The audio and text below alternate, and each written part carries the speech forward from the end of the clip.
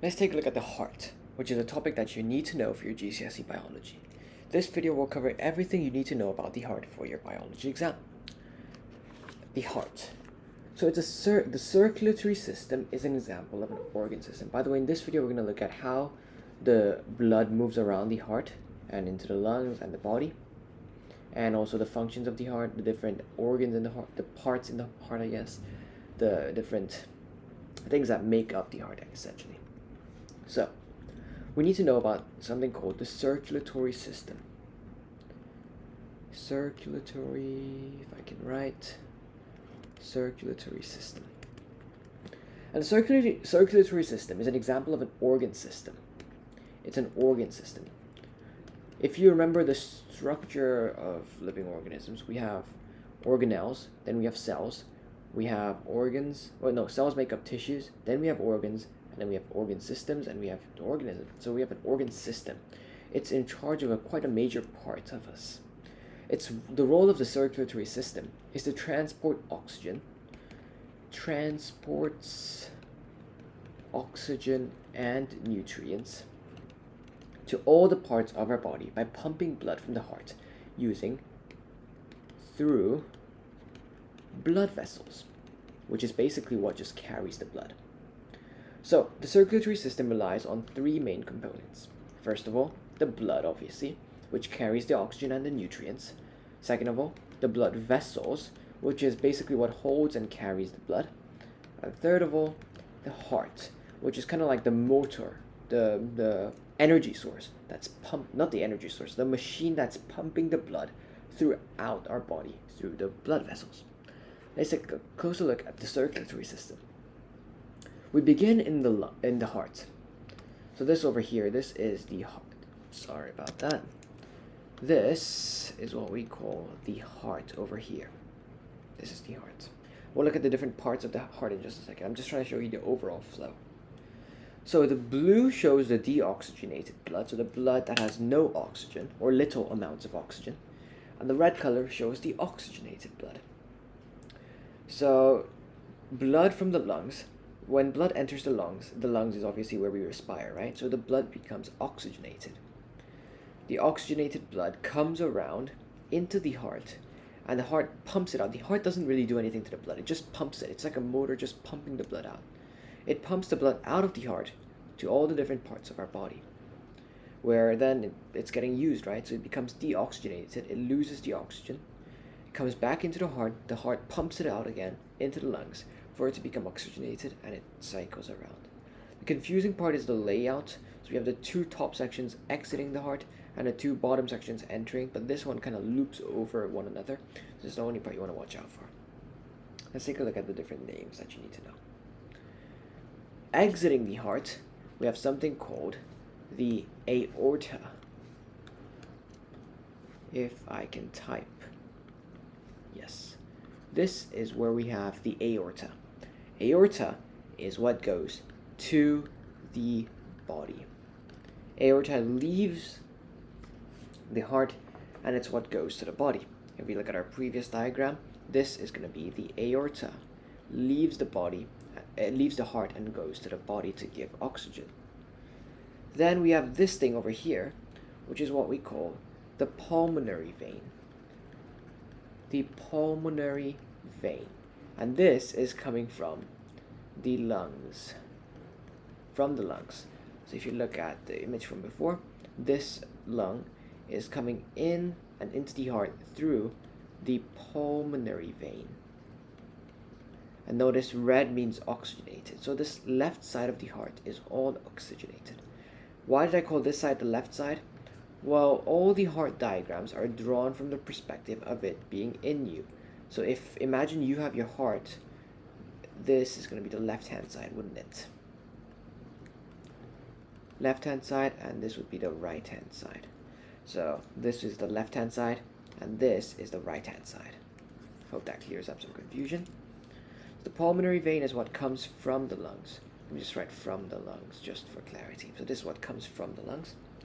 Then we have our deoxygenated blood.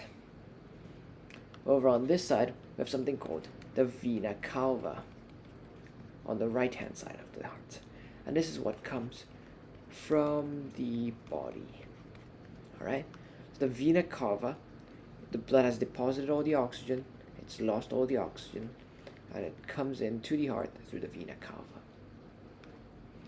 Then it leaves the heart to go to the lungs to become oxygenated, right? This is called the pulmonary artery. And this is what goes to the lungs.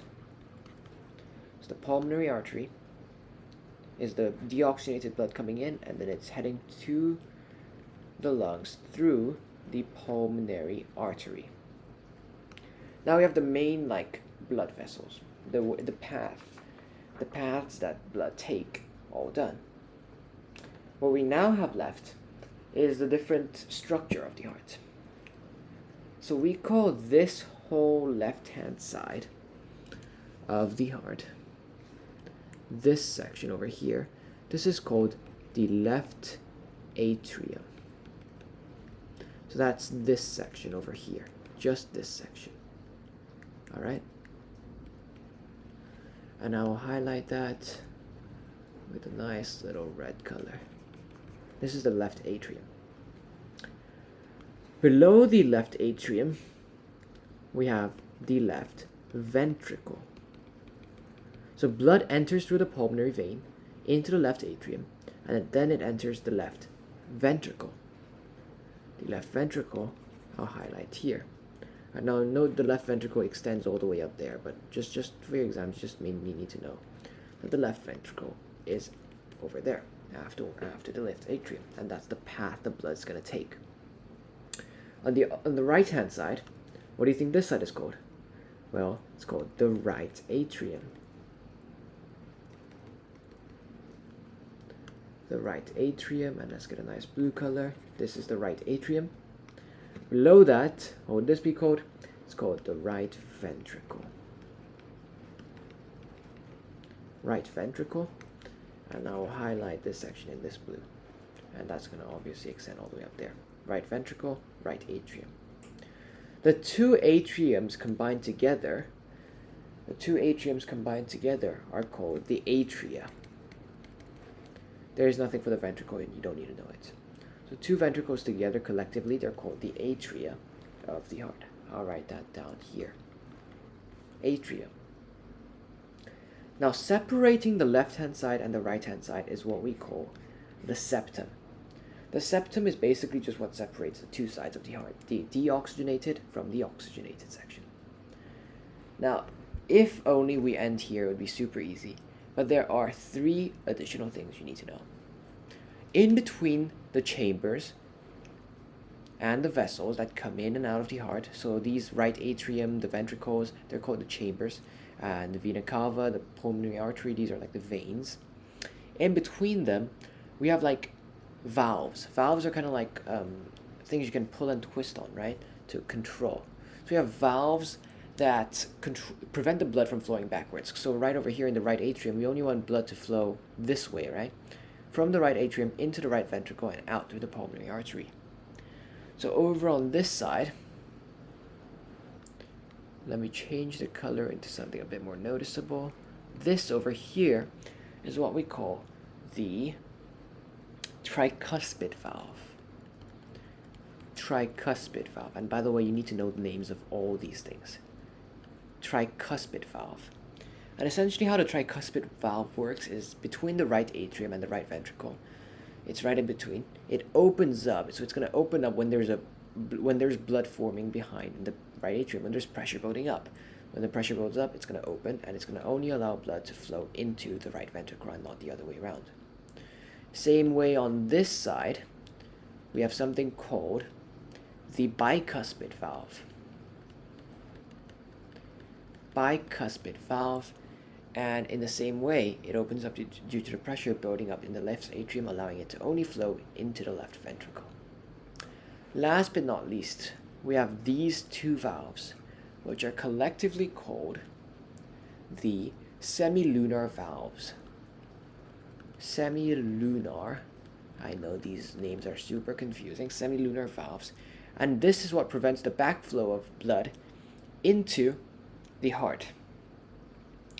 So it prevents the back of blood into the heart, and there's a semilunar valve both where the right ventricle opens up when the right ventricle leads to the pulmonary artery, and where the left ventricle leads to the aorta.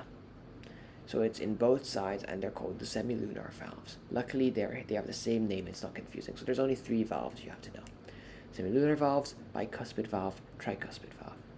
Now the key thing to know about hearts is blood will enter and leave every single, or basically a heart beats on average 70 beats per minute. 70 times every 60 seconds. So every second, blood will be entering, exiting, like so. Now there's one important thing that you probably may want to know. You will need to know actually. Arteries carry blood away. Veins carry blood into the heart.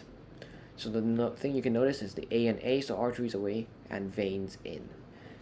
That's kind of like an easy way. So as long as you know arteries carry blood away, the remaining vein will be into the heart. One last thing, if you get the position, so if you call this the right atrium, this over here, this is the right atrium, right? In case you get confused between right atrium, whether this is right atrium or right ventricle, again, note the A. A comes before V in the alphabet, right? So A is first. Same left atrium. A goes before V in the alphabet, right? So the atrium is above the ventricles. I hope this clears up the heart, and thank you for watching.